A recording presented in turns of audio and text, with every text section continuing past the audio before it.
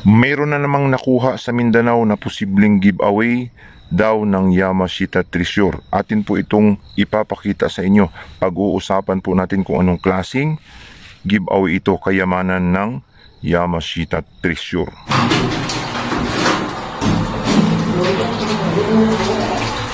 Taro na lang ang unod sini kahoy nga dunod.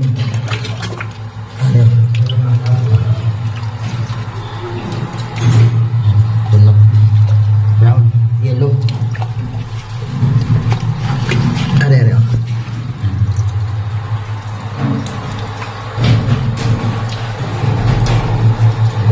Gold siya. Taro na lang.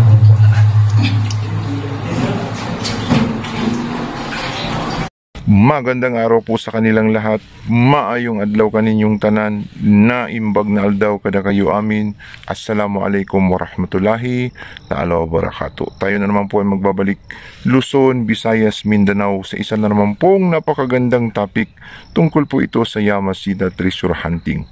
At ang ating topic po na ibabahagi sa inyo sa araw po na ito ay tungkol nga po dito sa isa na naman pong posibleng giveaway na nakuha mula po sa Mindanao. Nahukay po ito, natagpuan po ito mula sa isla ng Mindanao. Atin po itong ibabahagi sa inyo kung anong klaseng treasure ito ang kanila pong natagpuan mula po sa Yamashita Treasure Hunting. Pero bago yan, tayo po muna ay magpapasalamat sa lahat po ng ating mga kababayang nanonood, subscriber at hindi subscriber, mga haters, bashers na patuloy pong sumusuporta sa atin pong mga videos. Maraming salamat po. At sa lahat po ng hindi pa nakapag-subscribe, pakipindot na lamang po ang subscribe button sa ibaba at ang notification bell para updated po kayo sa mga i-upload kong videos at para po umunlad ang aking channel. So patuloy po tayo sa pagbabahagi po ng mga kaalaman tungkol po sa Yamashita Treasure Hunting. Lagi po nating ipinaparating sa inyo ang atin pong mga natatanggap na mga videos, mga pictures para po makapagbigay ng idea, no, informasyon na totoo talaga itong Yamashita Treasure. Hindi po kailangang patunayan pa natin ito. Hindi na kailangang kumbinsihin kayo na ito talaga ay tunay. Maniwala man kayo sa hindi.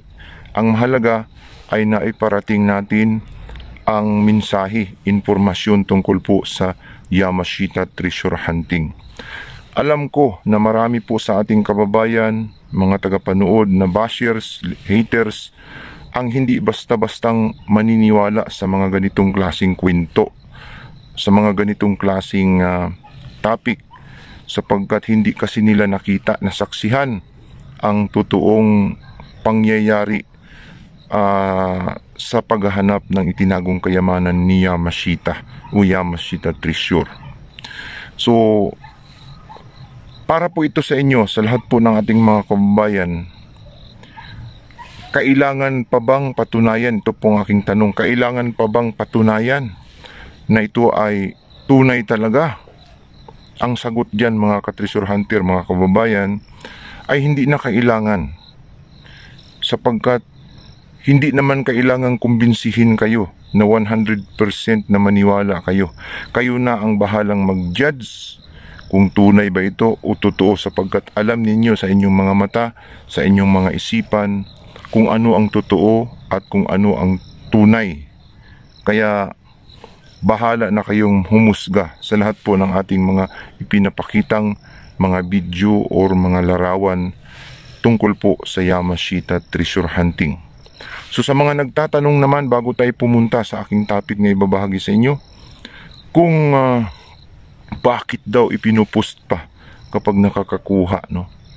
Hindi po ipinupost ito ng may-ari.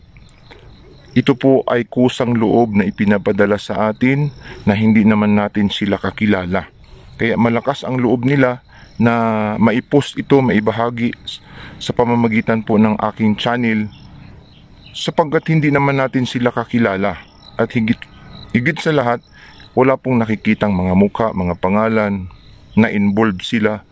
Malay natin kung saan sila nanggaling basta't naipadala lamang nila ang kanila pong mga videos at saka larawan tungkol po dito sa Yamashita treasure hunting. Kaya kahit ako, kung ako ay nakakuha, kung ipadala ko ito sa kay Juan Pulano sa channel niya at ipinalabas niya, bahala na silang mag-judge kung ito ay tama o mali. Ang mahalaga ay naipakita kung ano yung mga nakuha nila o ano yung natagpuan nila. Hindi naman sila naghahanap ng buyer, hindi naman sila nang i-scam sa atin, sa inyo. Ito lang po ay ibinabahagi sa atin, sa inyo, para po makapagbigay ng idea, makapagbigay po ng informasyon, inspirasyon sa lahat po ng ating mga kababayang Yamashita treasure hunter at hindi Yamashita treasure hunter na mahilig pong manood sa mga adventure o paghahanap ng mga sikretong itinatago po ng mga Japanese Imperial Army. So, continue po tayo, no, sa atin pong pagbabahagi po ng kaunting kaalaman, informasyon tungkol po dito sa Yamashita treasure hunting. At kamakailan lamang po ay nakatanggap na naman tayo ng videos, no, larawan tungkol po sa mga kaganapang nangyayari sa paghahanap po ng itinagong kayamanan ng mga Japanese Imperial Army. Ito nga ay na-share natin sa inyo ng paisa-isa yung mga videos, no? May mga title na nilalagyan natin ng Yamashita Treasure Recovery actual video, no? At ito ay totoo talaga ito na Yamashita Treasure Hunting. Ito pong mga video na ito ay hindi biro at hindi po sila nagbibiro, na kanila pong ipinapasa at ibinabahagi din natin sa inyo. Ito pong mga ginagawa nila sa ilalim ng lupa, no? So, unahin natin itong nagbahagi sa atin ng video na diyan po sa Visayas na malapit nang makuha yung kayamanan, no? Nung umpisa, napakahirap, ang daming markers, no? Sinundan nila parang sigsag yung patanil. At nung natagpuan ang sintro, ay lumabas yung yellow gold na katas ng pinagbabaran po nung gold bar sa ilalim. Ibig sabihin, positibo na yun. At posibleng pag-iisipan pa ng may-ari ng video or may-ari ng treasure site kung ipopost ba kapag nakuha nila ang mga gold bars, no? Sapagkat ang atin pong mga kababayan kasi na mga tagapanood, kahit mag-post ka ng items, mag-post ka ng mga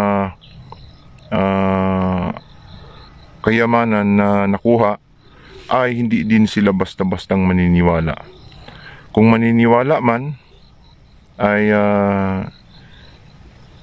kailangan pang magbigay tayo ng mga assay report, kung ano-ano pang mga certification bago sila mapapaniwala. Pero hindi naman na kailangan yun. Ang mahalaga ay maiparating natin na nga ito pong mga videos na ito, mga larawan.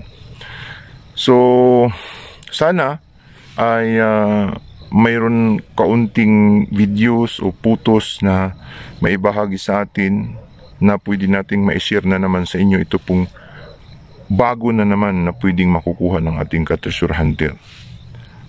At ito po ay talagang legit. Sigurado po itong may karga, may laman. So itong ating pong topic, no, na isi-share sa inyo tungkol nga po dito sa giveaway na naman, no, na nakuha mula po sa Zamboanga. Although hindi pa ito sigurado, subalit pumasa po sa tinatawag na testing nila.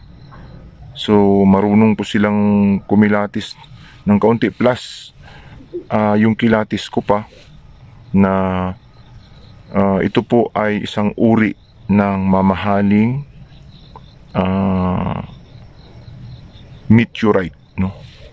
Posibleng ito ay nadala ng mga Hapon itinago po sa kuweba ng Mindanao sapagkat sa kuweba yata ito nakuha. At may mapa daw ito, may history yung lugar ng mga Japanese Imperial Army at hinahanap talaga ito ng mga Japanese. May bumabalik-balik doon mga Hapon na may dala-dalang mga mapa at nakuha nga nila ito sa loob ng cave at marami. Sabi niya ay more or less nasa 10 piraso. Ito pong mga meteorites na naman, no?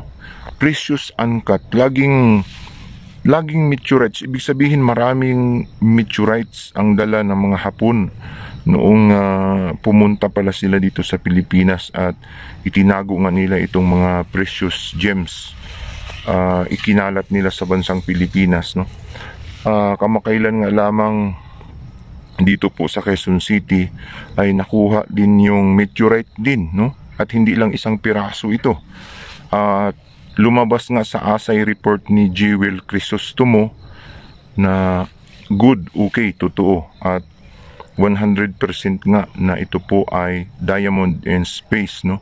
Ito pong nakuha ng ating kabayan mula po dito sa Quezon Province. Pero itong sa Mindanao na nakuha bago lang ay makikita natin 100% yung itsura, no?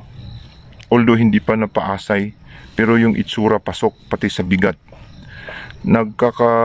Nagkatimbang daw ito, may timbang daw ito na 20 kilogram. Sa liit lang niya na kasing laki lang daw ng plato ito. So, kasing laki ng plato yung bilog niya. Pero ang timbang niya ay 20 kilogram. Yan po ay pasok sa tinatawag na meteorite or uncut precious stone, no? Ito po ay diamond from space at kulay blue po itong nakuha nila. Bluish na may pagka brownish, no? May mga halo na parang kalawang na ito ay positibo sa tinatawag na diamond from space o meteorites. Ito pong kanila pong nakuha mula po sa cave tunnel ng mga Japanese Imperial Army na naman dyan sa Mindanao, no? Nung una sa Mindanao din, ito pong ating kabayan dyan sa may Zamboanga yung nakakuha ng opal, uncut precious gems na opal, black opal na kasing laki din ito ng buko. So hindi pa nga ito naibenta sapagkat hinahanapan pa ito ng buyer. Pati itong nakuha nga bago lang ay kailangan pa itong iasay, no? Sa laboratory. Dito po sa laboratory sa may UP Diliman o dyan po sa office ni Jewel Crisostomo. So kung magpaasay po kayo, magpa-check up kayo ng mga precious uncut stone kay Jewel Crisostomo po or sa UP Diliman ay mayroon pong mga pasilidad, no, kompleto para po makapag-asay o makapag-check ng mga iba't ibang klaseng mga mamahaling uri ng bato. So hanggang dito na lamang po, no? Sana po ay nagkaroon na naman tayo ng idea dito po sa nakuha na naman nilang posibleng giveaway na naman ito na mga meteorites, no? Atin po itong naitapik sa inyo sapagkat posibleng hindi kasi alam ng ating po mga kababayan na mayroon palang mga ganitong klaseng uri ng kayamanan. Sa paghuhukay akala natin mga bato ito, pero ito pala ay kayamanan na. So, marami na tayong nakikita na nakakuha nito ng mga ganitong klase na pag pinupukpuk mo parang umieko, no? Bumabating-ting ng matagal parang bell. Na pag tiningnan mo bato pero sobrang bigat, tapos pag binagting mo siya ay nag-i-echo ng sobrang matining na parang bell. Yan po ay isang uri ng precious uncut stone at ipaasay nyo na yan para po mapapakinabangan hanggat tayo po ay narito sa mundong ibabaw. So hanggang dito na lamang po. Sana po ay nag-enjoy na naman kayo. Nag-enjoy na naman tayo sa isa na naman pong nakakamanghang topic nga tungkol po sa Yamashita treasure hunting. Hanggang sa susunod, to po ang inyong ka-treasure hunter nagsasabing kapag tayo po ay naghahanap, tiyak tayo po ay makakahanap.